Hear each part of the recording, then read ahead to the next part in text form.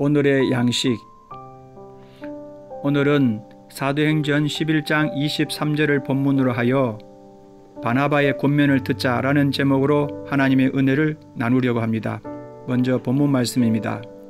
저가 이르러 하나님의 은혜를 보고 기뻐하여 모든 굳은 마음으로 주께 붙어 있으라 권하니. 아멘. 오순절 날에 성령이 임하고 너무나 기쁘고 행복하게 신앙생활하던 예루살렘 교회에 갑작스런 시련이 닥쳤습니다.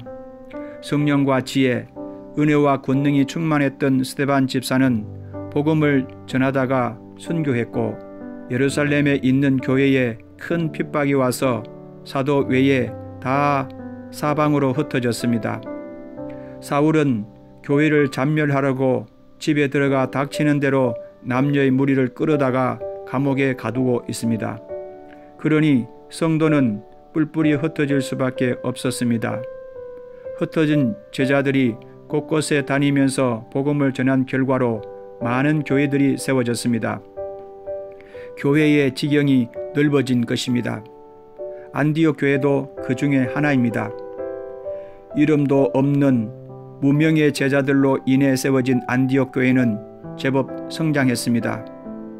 이 소문이 예루살렘에 있는 사도들의 귀에까지 들리게 되었습니다. 그래서 파송된 조사단장이 바나바였습니다. 착하고 성령과 믿음이 충만한 바나바가 와서 안디옥 교회에 있는 하나님의 은혜를 보고 기뻐했다고 했습니다. 그렇다면 바나바는 어떻게 하나님의 은혜를 보았을까요? 네, 맞습니다. 안디옥 교회의 장로님의 얼굴에 빛이 납니다. 권사님의 입술에 찬양이 흘러납니다. 그리고 집사님들은 기쁨으로 교회를 섬깁니다. 아직 직분이 없었지만 말하자면 그렇습니다. 바나바는 초기 예루살렘 교회처럼 하나님의 은혜를 보았습니다. 너무 기뻤습니다. 그런데 우리 교회는 어떻습니까? 개역 초기에 얼마나 기쁨이 충만했습니까? 예배 가운데 얼마나 은혜가 넘쳤습니까? 큰 싸움 중에도 하나님의 은혜가 보였습니다. 그런데 시기 많은 원수가 가만히 내버려 두지 않았습니다.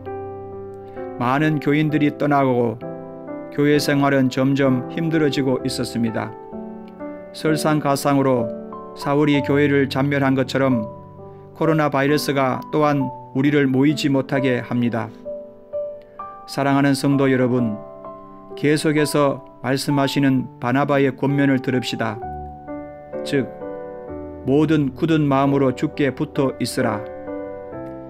모든 굳은 마음으로 주께 붙어 있으라. 주님도 가지가 포도나무에 붙어 있지 않으면 절로 말라진다고 했습니다. 굳건한 믿음으로 주님의 손을 꼭 잡고 놓지 마시기 바랍니다. 그리고 사단이 밀가루 부르듯 하려고 우리를 청구했다고 합니다. 그러므로 근신하고 깨어 기도하라고 주님이 분부하셨습니다. 기도합시다. 사랑과 은혜로우신 하나님 우리 아버지, 바나바가 하나님의 은혜를 보고 기뻐했던 안디옥 교회처럼 우리 교회에도 하나님의 은혜와 기쁨이 회복되게 하여 주옵소서. 우리 모든 성도들이 굳은 마음으로 주님께 붙어 있어 이간질하는 원수 마귀의 시험과 유혹을 능히 이길 수 있도록 힘을 주옵소서. 예수 이름으로 기도하옵나이다. 아멘.